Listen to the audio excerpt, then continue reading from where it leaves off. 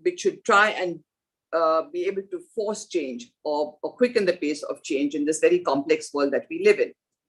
The idea of social responsibility is also interesting in the sense that it is a familiar part of the traditions of us in this part of the world, especially the Eastern world. It's manifest, if you see, in many ways in Confucianism, in Buddhism, in Islam, in Hinduism, even in Judaism. In Islam, we have the concept of zakat. Judaism has tithi.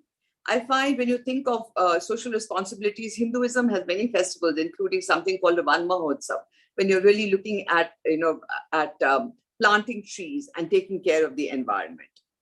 While it is believed, I think we tend to believe that the Western world, they seem to emphasize more individual freedoms and the individuality of each person.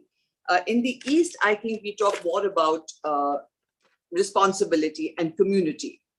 And this play between rights and responsibilities has been part of the debate for a very long time, particularly in international fora, and was also reflected in our own debate and our own process of drafting our constitution, which I will speak about.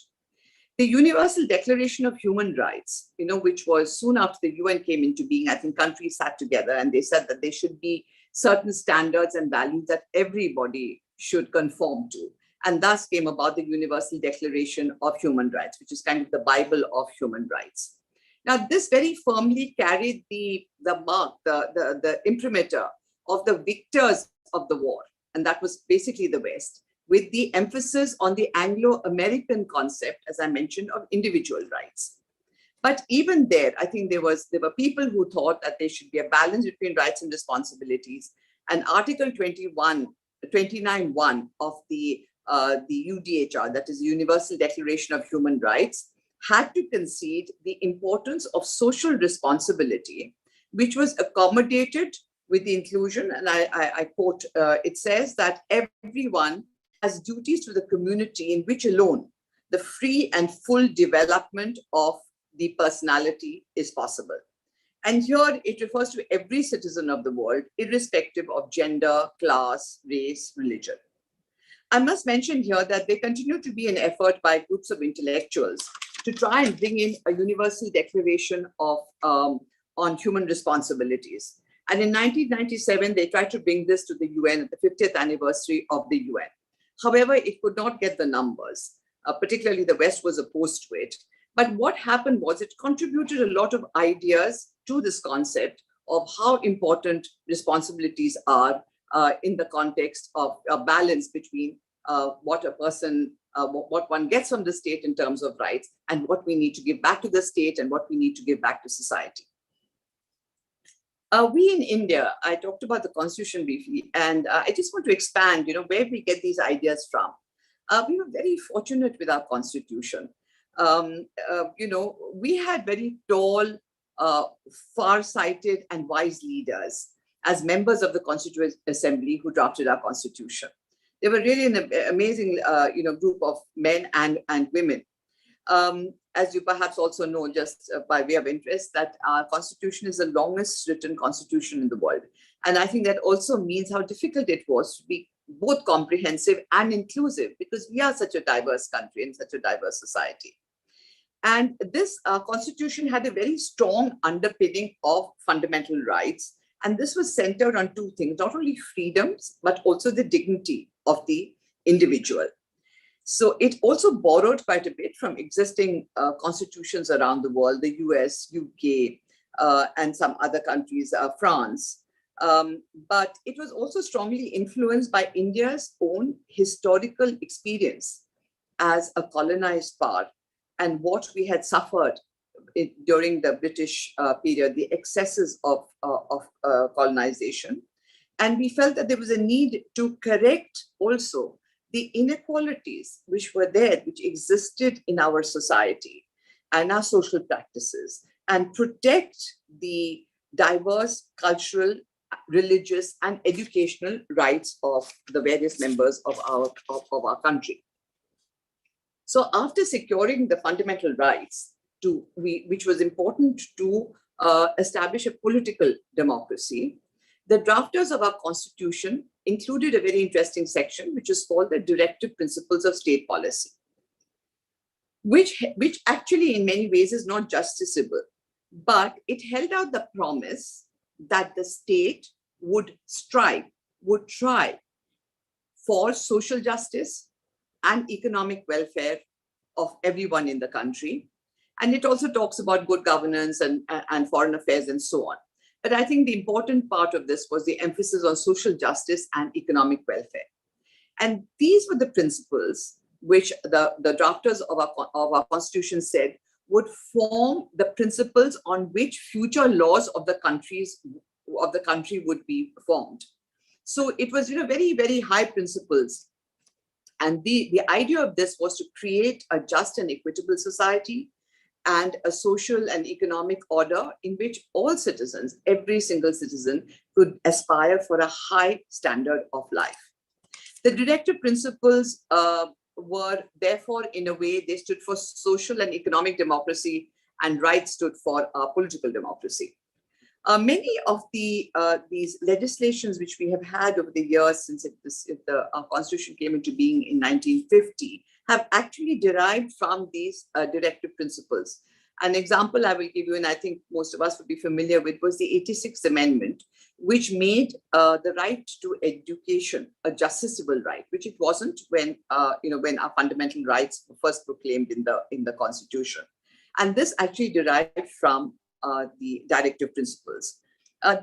Why I mention all this is to show that the state is by itself a player in ensuring social responsibility, in being able to deliver the fruits of social responsibility to every citizen of the country. But in the process of doing so, the state doesn't work alone. The state has to rely on the citizens. It has to rely on non-state actors. And I have seen some of these, in fact, our laws as were being framed. I recall being involved with a law on disability. And the process was that it was born out of campaigns by actually NGOs and advocates, people who force the government in a way to be able to draft this law and make it part of our laws of the country. So therefore, even in this, even where the state has a role, I think citizens also who are conscious of their social responsibilities not only can contribute, do contribute, and need to contribute.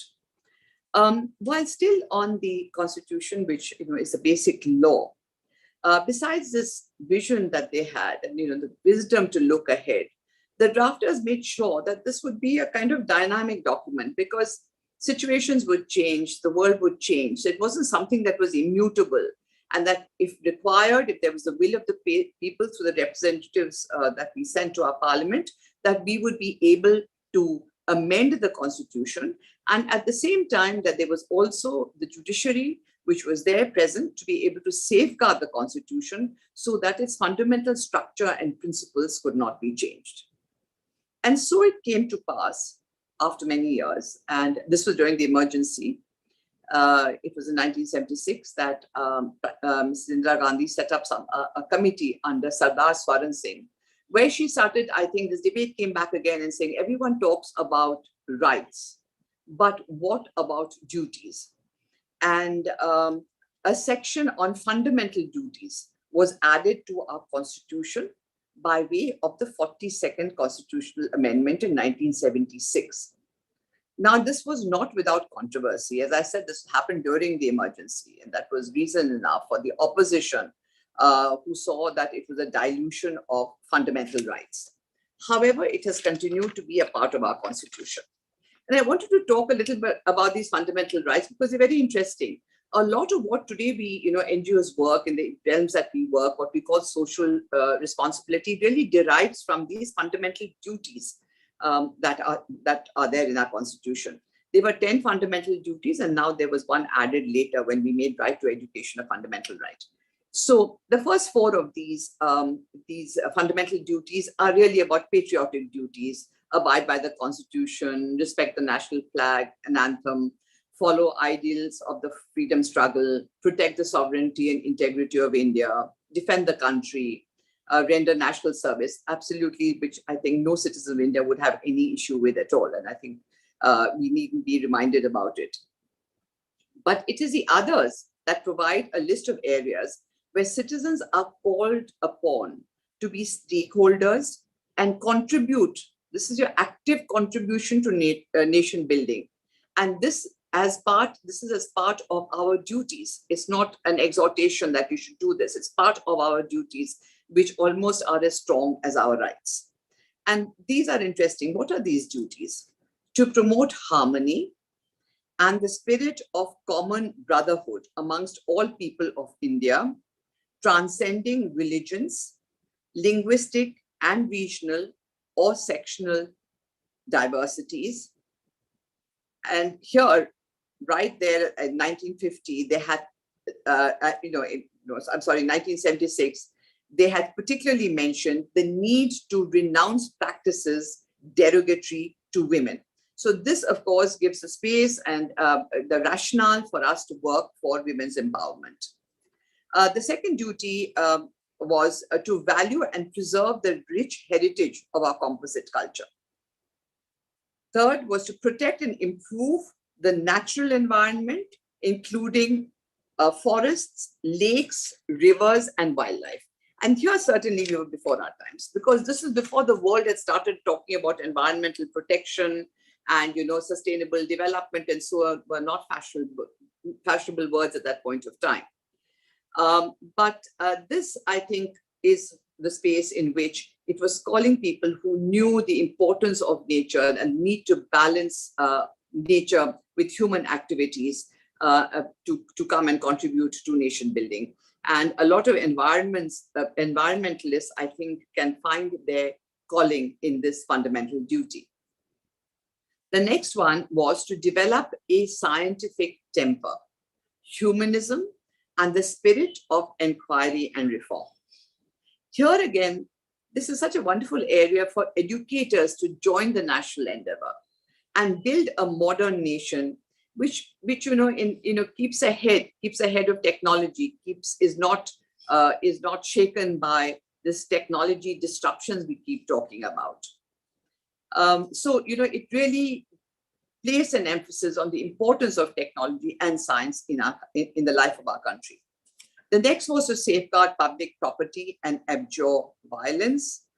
I think no one can have a problem with that, but it also shows the importance of conflict resolution, management, and to anticipate conflicts within the country before they arise.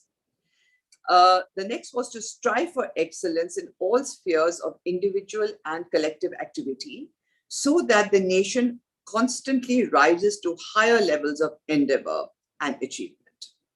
I mean, really such meaningful words. And this was an encouragement to individuals and NGOs to say, again, you have to be part of our process of the march of the nation. The last, as I mentioned, was really to parents and guardians and saying that they had a duty to ensure that all the children between 6 and 14 were provided an education. I think this is limiting in a way. We should have gone beyond that, but that was it.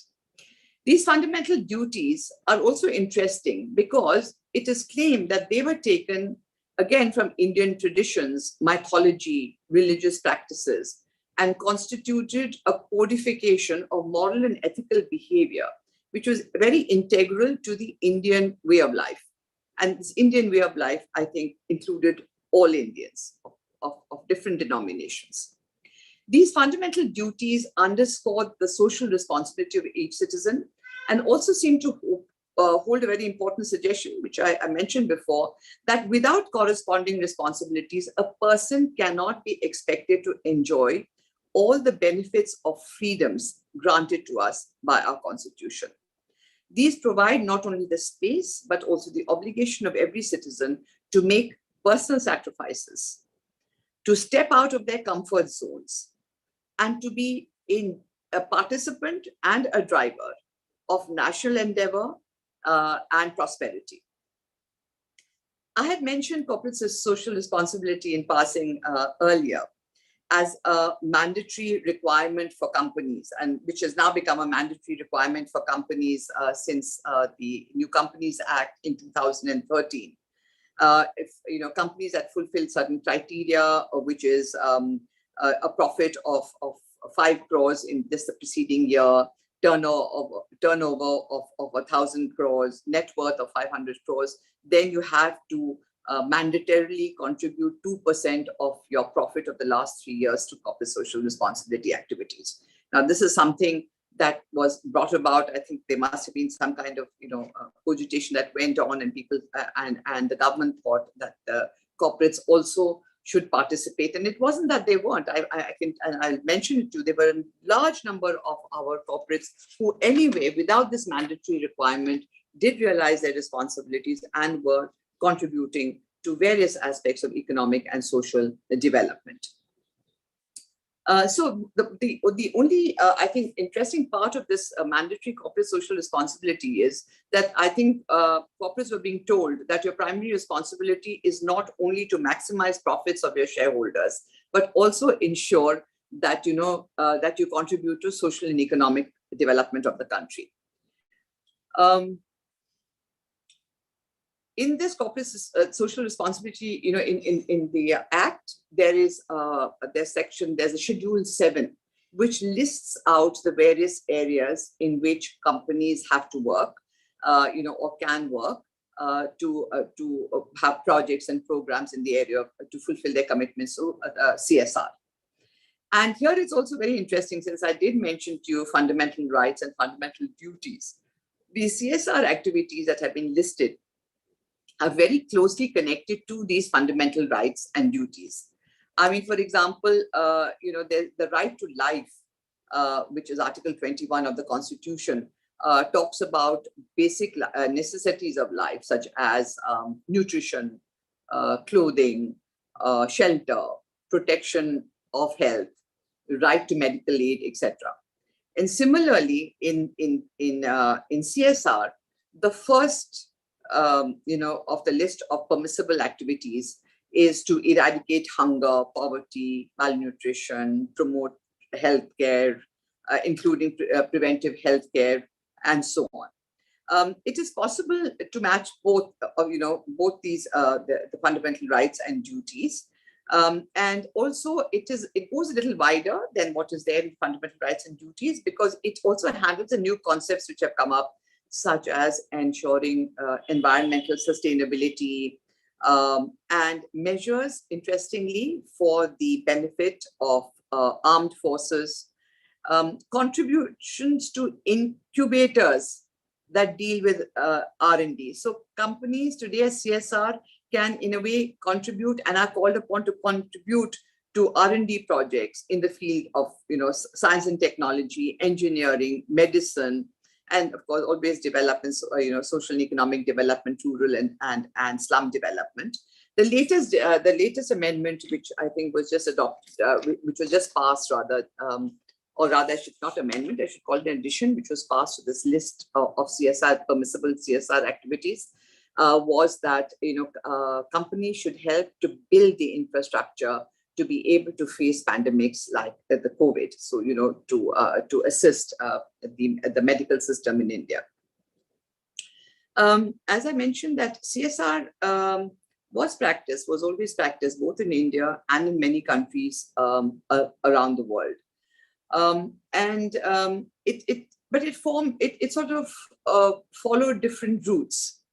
So if you find that in India, that companies which contribute to the welfare of society, do not harm the environment, use renewable energy, engage in charitable works and humanitarian activities, are increasingly being preferred when it comes to investors who are coming in with investments and consumers. And I think society at large is now demanding that corporates behave in a responsible manner. Two large companies in India that come to mind when you think of corporate responsibility, and as I kept saying, this is pre the law. One was Tata Sons, and the other was ITC. When I was ambassador in Sweden, I recall once being very upset because I was told by a Swede, well, we help India in so many ways. Why is it that you don't help yourself? And I was pretty offended by that. So what I did was I wrote, I didn't know him, Mr. Yogi Deveshwar used to be the head of ITC. And ITC did a lot of corporate social responsibility projects all over, particularly to do with farming and agriculture and so on. And I told him, I said, so will you come? And I wanted to talk. I wanted to talk before this Western audience and say what we do for ourselves. And he did. And, it was very, very impressive. And I think nobody asked me such questions again. So, we've done things in India driven by philanthropy and religious impulses, which I mentioned. And a lot of us, a genuine belief in helping others, a genuine belief in social responsibility. So what I've tried to do so far is, I hope it's not being too boring, is to try and explain the cultural impulse, the basis for the actions by state, corporates, interest groups, and individuals to contribute to the development and welfare of society and nation building. Because even as the saying goes, I mean, individuals, I mention individuals because, every drop, I think every little act really matters. And every little drop matters in the larger ocean of development and helping each other. And therefore, it's been very important to draw everybody together. And when I talk about how every drop matters and every little individual matters, I thought of the very good example that we have of what young people, and I know among the audience we have some young people, what very, very young students, and I'm talking about school students, did in Delhi. Some years ago, they realized that every year during Diwali, the pollution levels in Delhi were intolerable. People would get asthma, they would fall sick. It was, of course, we had a problem of crop burning, but that came a little, I think, later. But certainly there was this problem, and it really came from fireworks during the Diwali program. So, there was this movement started by school children against fireworks in Delhi. And it gained ground. They were able to convince their parents. They were able to convince their teachers. It created awareness in society such that the government had to step in and actually, regulate the use of fireworks. And now on the main days of Diwali, in fact, last year, we were not permitted to use fireworks at all. So they're regulated for 1 hour or 2, and it's made a huge difference to the environment. And of course, there were people who were unhappy, not very happy with it. They were custodians, I think, of religious practices who said this ran counter to our religious beliefs. There were businesses who were affected, people perhaps in the business of selling fireworks. And I have a lot of sympathy to that for them. But, the fact that we could move away from long-held cultural traditions because it was harmful to us was, I think, very, very sensible. And the fact that this entire change could be brought about by young school kids is something, I think, which teaches all a lesson. So when you talk of social responsibility, it comes with different impulses, forms, names. But the uniting factor, of course, is the importance of working for the common good, whether it be at the community, societal, national, or even international, global level. And I will mention why I say that. The simplest form of social responsibility is perhaps really nothing great. It's just abiding by the law. I think as citizens, our first social responsibility is to abide by the law.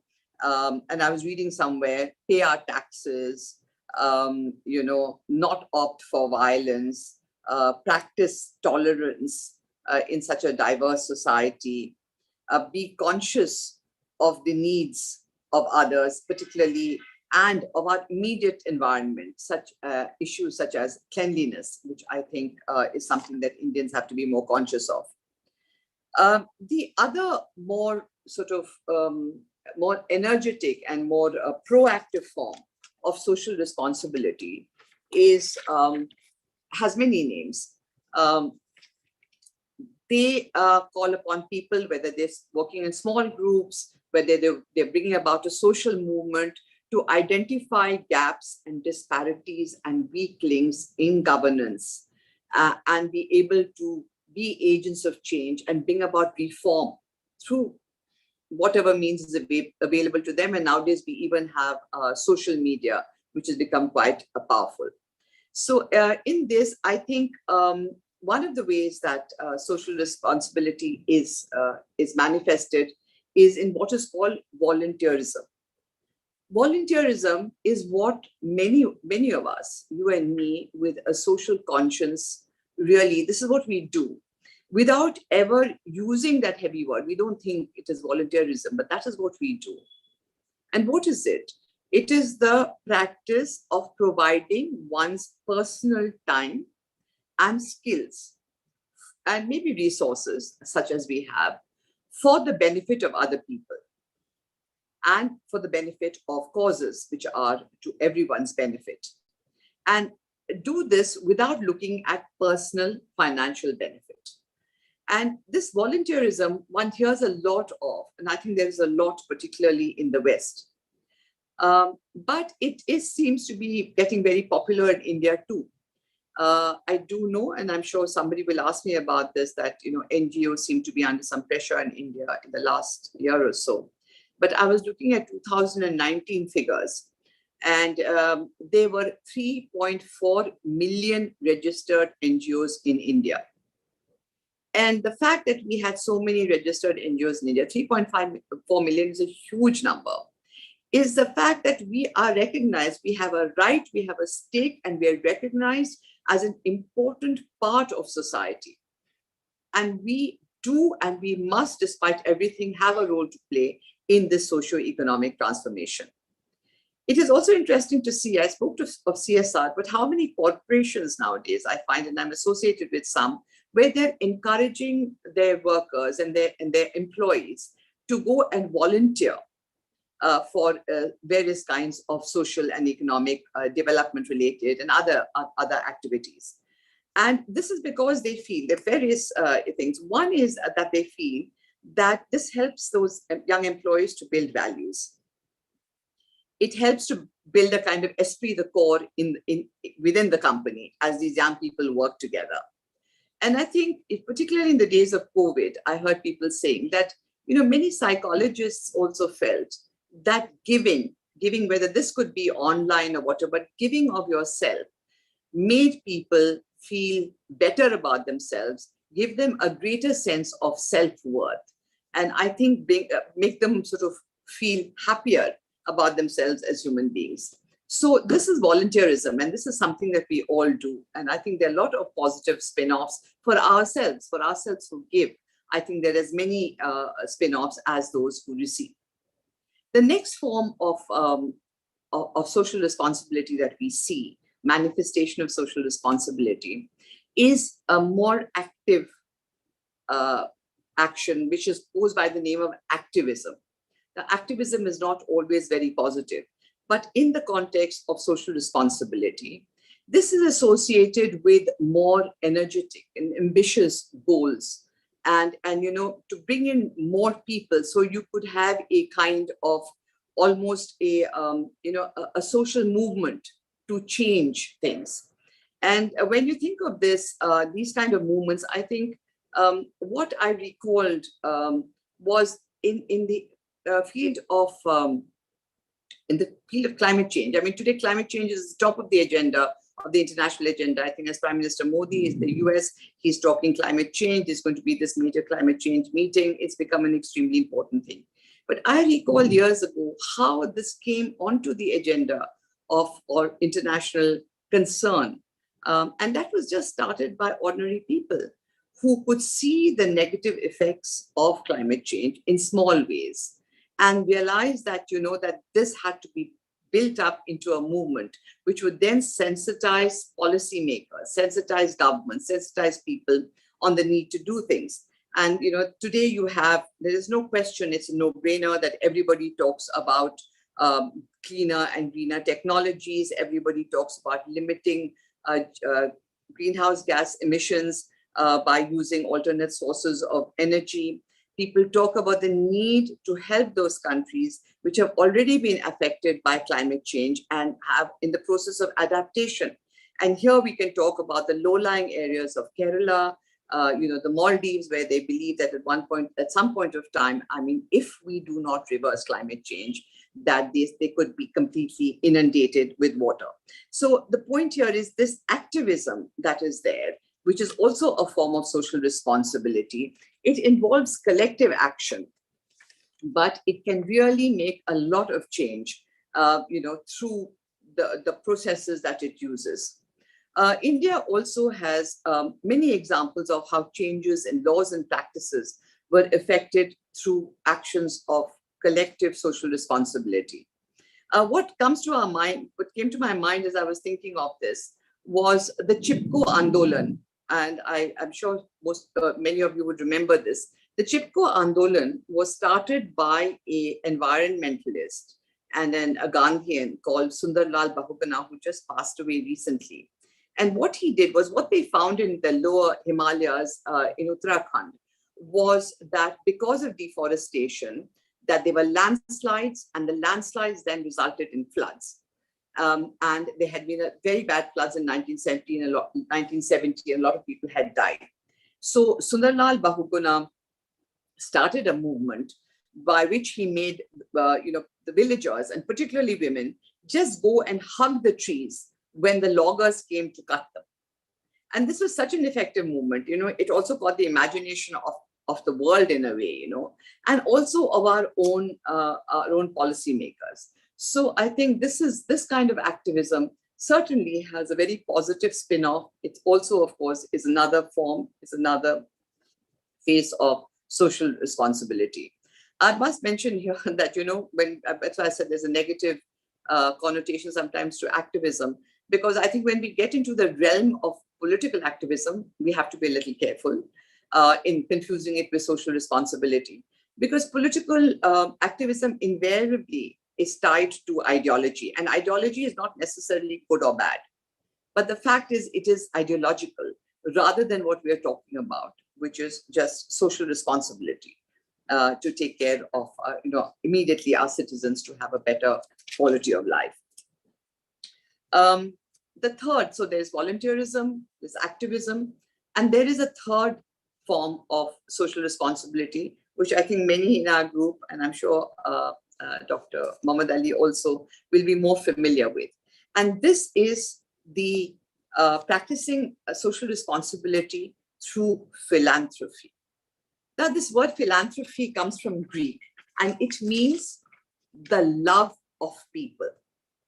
And this is a practice of providing resources, whether they're monetary or otherwise, for communities, for causes and institutions that need support. The purpose of philanthropy is, of course, like everything else, is to improve the well-being of humankind, and by helping to resolve problems, anticipate problems, look at the needs. But one would wonder, what is the difference, therefore, between charity and philanthropy? I mean, charity perhaps is when I decide that there are two young girls who I want to educate, and I pay for their education. And of course, I help them, and that is charity. But philanthropy would be if an entrepreneur helps to set up an institution, and he ensures that education and skills are imparted to the same economically less well-off segments of society, and also ensures that they get jobs in the process or help them to get jobs. This then would, I think, constitute philanthropy. Charity seems to be of a more immediate nature, while philanthropy seems to be something that is more in the long term and is more sustaining. When you talk of philanthropy, one always heard of the great philanthropists of the United States.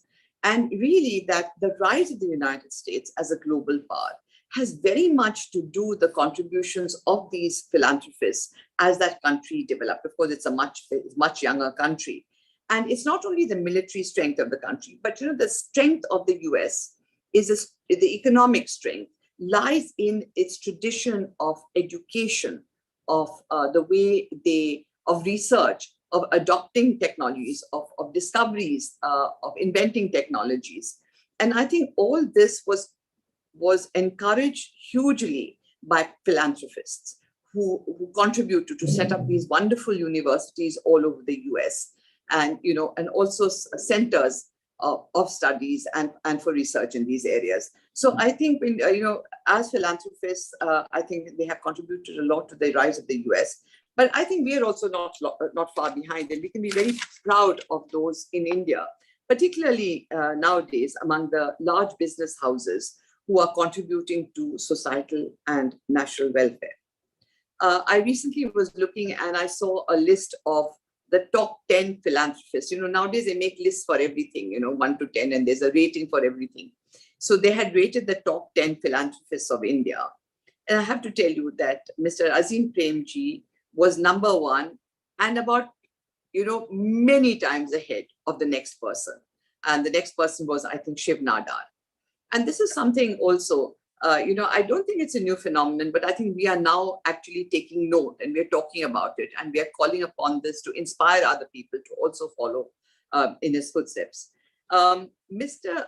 Azim Premji has apparently committed 67% of his entire economic interest in Wipro to philanthropic activities. I mean, could there be a greater son of India?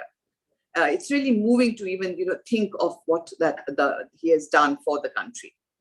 As I mentioned, there's also Ms. Mukesh Ambani is there, Jamna Lal Bajaj Foundation. There are numbers of others, well-known names that we have. And then there's always been the Tatas. When I was searching for CSR contributions of the Tatas, of course, it's a very, very big conglomerate. I came across a very wonderful quote. I was not looking for it, but which I found, which was by Sir Jamsetji Tata, who was the founder of the group. And he says, I quote, "In a free enterprise, the community is not just another stakeholder in business, but is in fact the very purpose of its existence." That is the very purpose of the existence of the company. So it is no wonder with these kind of thoughts that, and with this kind of philosophy, that 66% of the equity of Tata Sons is held by philanthropic trusts. And they do a lot of work across India. And again, I must say that I think there are a lot of others who work unknown, unsung, I think unacknowledged. And I suppose their contribution is not less than any one of these. As I was contemplating the different facets and the importance of social responsibility in today's world, I started thinking of my own experiences in several of the different countries that I have lived in and served. As an Indian diplomat, interacting with not only the government, but also with civil society, with parliamentarians and different people, different stakeholders in their societies. And I thought, let me share some of what I thought were my learnings. And I will start with Sweden. So Sweden, I was posted as ambassador then. I was there for 4 years, from 2005 and 2009. And it's quite an amazing country because it's an example of a society which has achieved a very, very high levels of income, standard of living.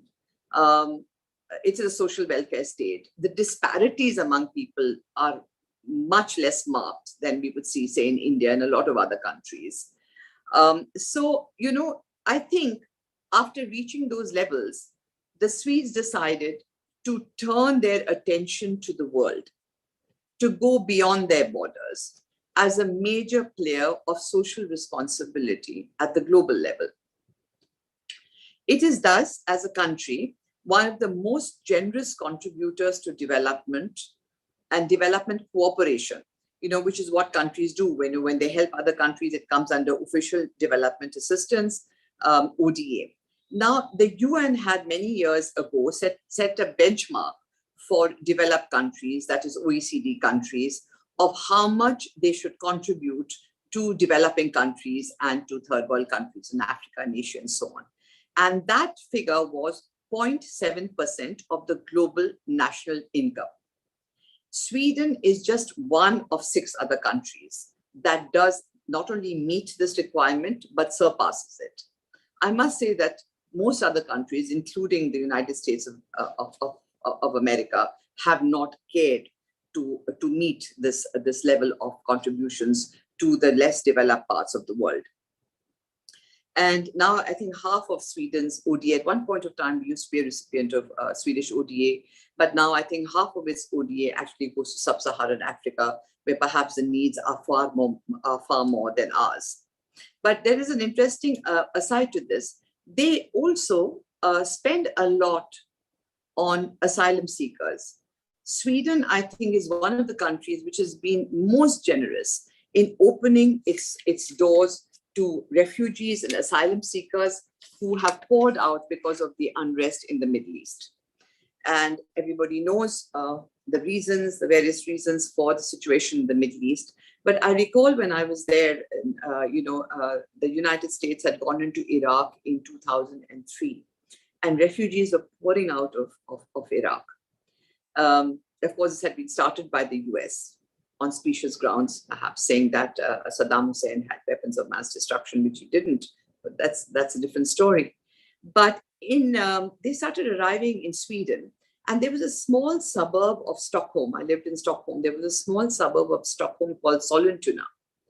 And one day I read in the papers that Sollentuna, the small little town in the suburb, had taken in more refugees from Iraq and the Middle East than all of the United States put together. So this shows that, the social, I think, responsibility that Sweden felt was not limited to their country, but those who deserved it across the world. So they truly perhaps are looking at a more equitable world order and to help countries in need. Sweden also had some very interesting individuals. I was talking about the state more, but when I was there, I got to know the head of ABB, which is one of their biggest multinationals. Most people know about ABB. And he had been CEO of ABB, a person called Percy Barnevik. When he left, he was given a golden handshake of several $1 million. I mean, it was quite a huge sum of money. And there was a lot of criticism that it was so big. But do you know what he did with it? He took the entire sum and he started an NGO, which was called Hand in Hand International, which he said he would use not to just give for charitable works, but to address the problem of joblessness. He wanted to empower people. He wanted to create entrepreneurs through microcredit so that there would be people who as he said, I want to teach, not to give them fish, but teach them how to fish. And I was very fortunate that one of his first projects was in Tamil Nadu with rag pickers. And he asked me whether I would be an honorary advisor because I had grown up in Madras and I knew Tamil Nadu, which I did. And so there were also individuals like this, whose philanthropy knew no geographical borders or race or nations. The next experience I would like to talk about, and I'm sure a lot of you are familiar here with the Middle East, Dr. Mira Ahmed is here, would know, is really to do with the GCC. And as you know, I served there. And to many of us, it's an extension of home. And to most of us, it is a place where our dreams come true. Our people have gone there, have worked hard, have contributed to the economies of those countries, have been recognized for our hard work, intelligence, being law-abiding, respected there. But there is a small percentage. There's a small percentage of people who, unfortunately, in a matter of speaking, fall through the cracks. And, we as embassies do see them. They are not large in percentage terms, but in numbers, yes, they're a large number. And it was here in the Middle East that I saw how wonderful Indians were. And I saw social responsibility being taken over by a community. The embassies by ourselves in this region perhaps cannot take care of all our citizens who are there. But the community forms itself into groups. And this is without really care for, which state do they come from, what language do they speak, and so on.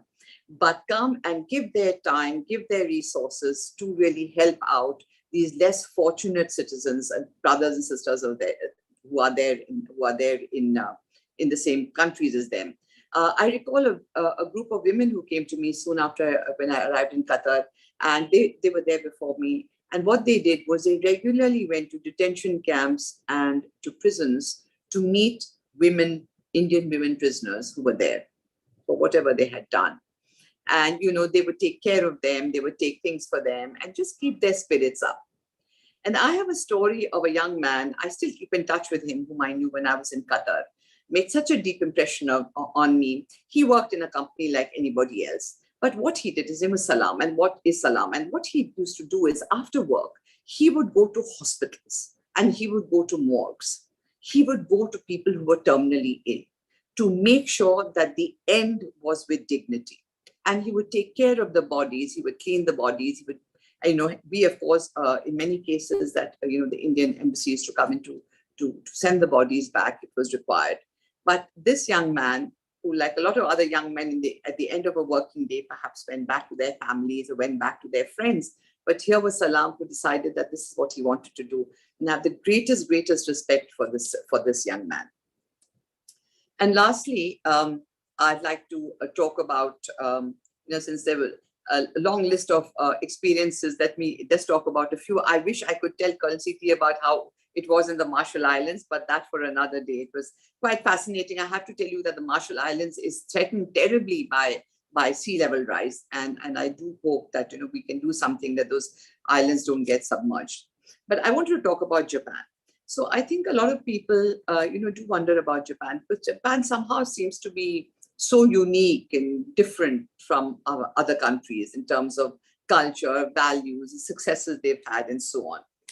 But their sense of social responsibility that I found was very different from what I've been talking about.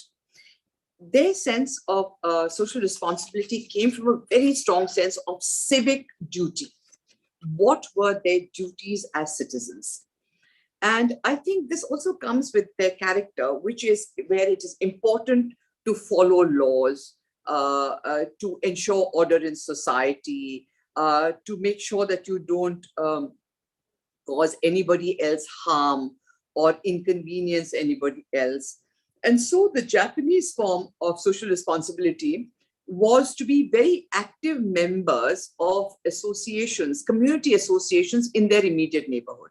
And I'll tell you one interesting way that this was manifested. So there would be a register which would go from house to house. And this register had the person's name and it had a timing.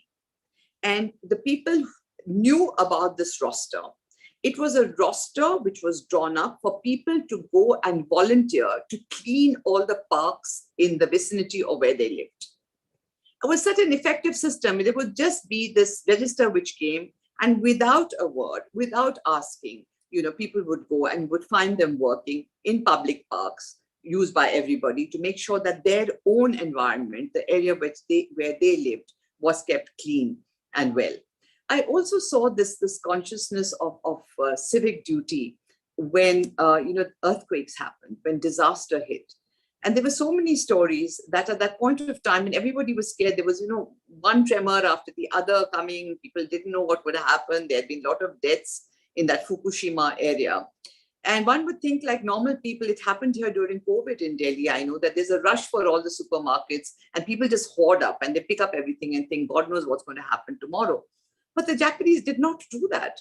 It was very strange. The Japanese would go into a store knowing very well that tomorrow there may not be water for them to drink. It may not be available. They may run out of things, and yet buy only that amount of water that he needed or that amount of food that he needed in case somebody else would be done out of that were he to stock up or were he to hoard. So I think these were some of the very interesting differences in social responsibility that one found in different parts of the world. And I think that this also in Japan, I mean, you can drop your wallet somewhere on the road and you can be 100% sure that you will get it. I mean, this is, somebody will leave it at the closest police booth, and they take great pride in that everybody gets whatever they lose. And there is barely any crime there is, a lot of, besides punctuality and of course abiding by the rules, I think a lot of the way they behave with people is with a lot of politeness. I mean, you might not get very close to them, but certainly the way they treat outsiders is with very, very great, consideration for someone who is from outside, as we as foreigners were. So I think, I don't know how long I've spoken for, but I have to say that there are many stories like this from different parts of the world. And I'm sure that there are many stories from our own country, from every corner of our own country. The importance of social responsibility, I think for all of us really, and the subject of, I thought that I should mention it. I mean, nothing is too small for social responsibility and nothing is too big. And I think social responsibility starts perhaps first when we just reach out to our neighbor next door and say, is everything okay with you? And then to the street on which we live, the neighborhood in which we live, and thereby, in concentric circles that move further and further and further away. And we reach out to larger numbers of people and larger numbers of causes which are important to all our lives on this planet.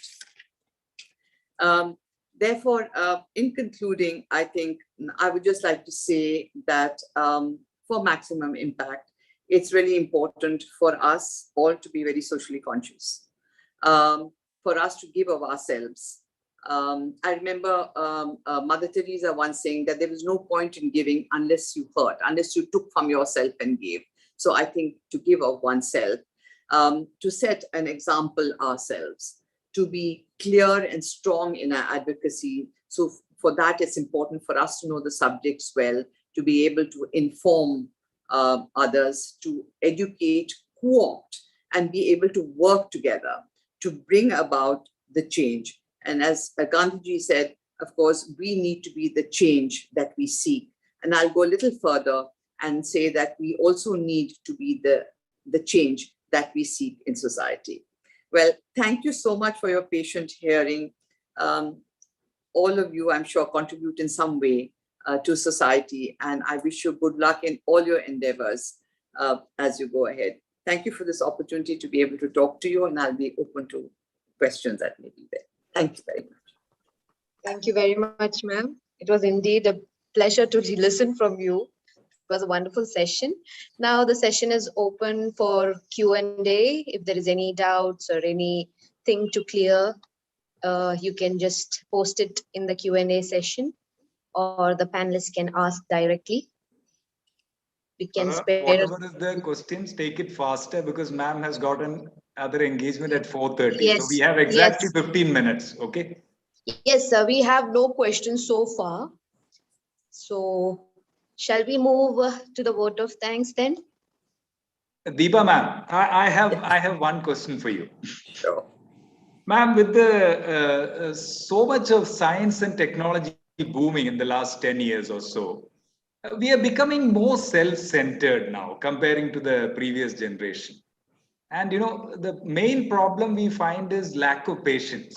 Even for 30 seconds, people are not ready to wait at a traffic junction point where it is shown 32 seconds more to go. But still they will race and, they will keep honking. I felt the importance of basic training from our, school days, how it will be important as far as, bringing up a good citizen in any country or to the world as such. Because we don't have any basic teaching at the school level, whether it is moral science or, any such. So how do you feel, ma'am? How do you inculcate this habit into the hearts of people? I completely agree with you. And I think this is something I feel extremely strongly about, that we've got to revamp our entire education system. If we are not teaching values, because I have to tell you, and it's very sad to say, that unfortunately in a lot of homes, you cannot expect values to be taught in their homes like our parents did. I think that is because there has been one or two generations in a hurry, wanting to get ahead, to succeed, who haven't really had time to imbibe these values. So I think we really, really need to start with very, very young minds.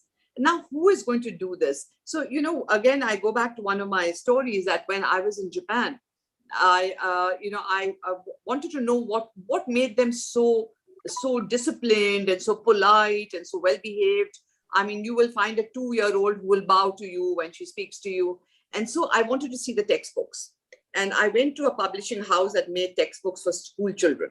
And I took a whole lot of their textbooks and I got some of them translated. And this, I was really looking at, children of around 5 to 7 or so. And I got them translated. And what I found was quite amazing, because what they are really teaching is not religious values, nothing like that, just fundamental values of life. And one of the stories that I remember is about them teaching how two people it's raining and there are two people crossing a very narrow bridge. You can imagine in Japan, with their Japanese, their umbrellas, they're crossing this very narrow bridge. And they are teaching people how to cross in such a manner that the other person does not get wet because he moves away, and to take care of the consideration for the other. There were a series of such stories. And I recall I got this translated. I did come back and I did give it to some of the people who, if they were interested, could have made it part of our curriculum. Unfortunately, things didn't happen that way. But I think, we don't have to go far. We just have to look around, look at the stories that we learned as children. And I think we have to bring more of that in. When you talk of technology is a double-edged sword. Yes, everybody, I mean, sitting, and I find my children at the table, they look at the phone rather than look at our faces when we talk, when we're having our meals and so on. But of course, that is there. But on the other hand, if you use it, I mean, it can be a very powerful tool, right? Like social media.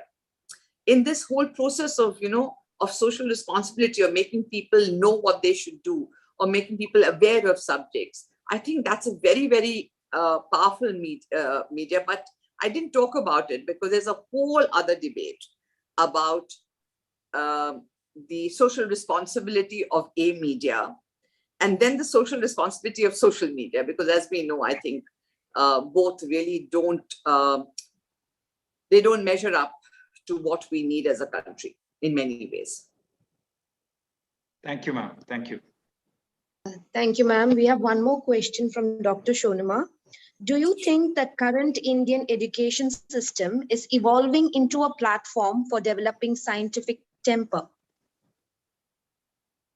I'm so glad. This term scientific temper was something that, I always associate with Pandit Nehru, Jawaharlal Nehru, our first Prime Minister.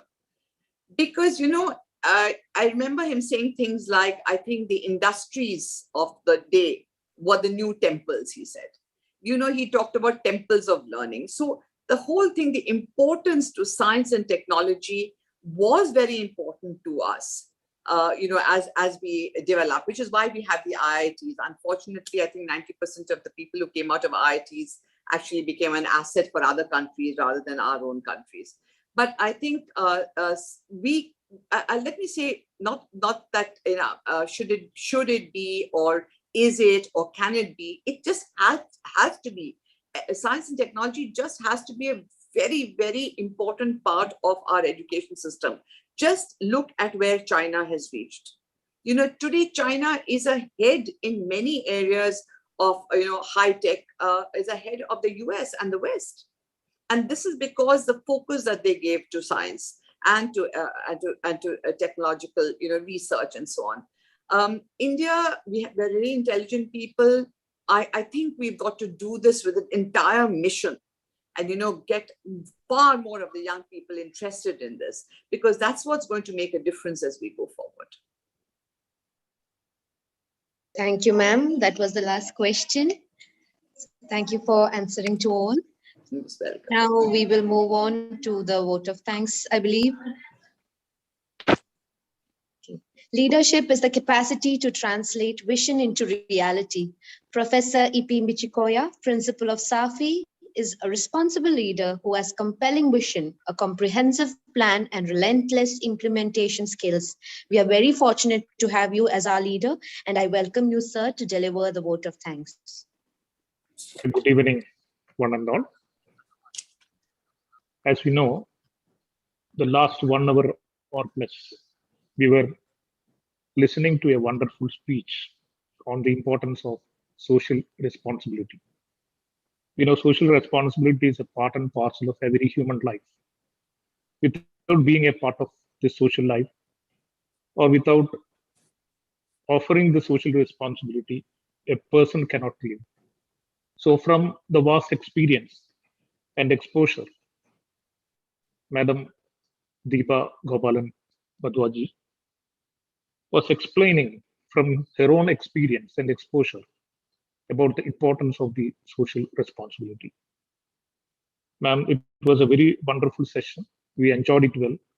On behalf of the Safi fraternity, may I convey the gratitude, the heartfelt gratitude to you from the bottom of the hearts. And Dr. Gulfar Muhammad Ali, the chairman emeritus of our Safi, he is a visionary leader and a philanthropist, and who is actually doing the social responsibility, is performing the social responsibility in its own spirit. So we are lucky to have such a person, the visionary leader, as our chairman emeritus. So I thank Dr. Gulfar Muhammad Ali Sahib for his gracious presence and his wonderful speech. Dr. Amir Ahmad Sahib, the secretary of Safi and the person in charge of this monthly webinar series of Safi, his guidance and inspiration is actually a motivational spirit for all of us. So on behalf of the Safi fraternity, I would like to thank Dr. Amir Ahmad for his presence and also for his guidance and support for conducting this program. Dr. Amir Ahmad Sahib, the former secretary of Safi and presently the vice president of Safi Transformation Committee. His guidance and support is also another important factor, which is actually giving us the power or energy to be there in this institution. Then I take this opportunity to thank Amir Ahmad Sahib also. And I also take this opportunity to thank Colonel Nisar Ahmad, who is the Chief Operating Officer of Safi, for all the support and cooperation and guidance for conducting this program. And I also take this opportunity to thank the faculty, the students, the alumni, and the invited guests who already attended this program and shared their views in this program. And with these words, let me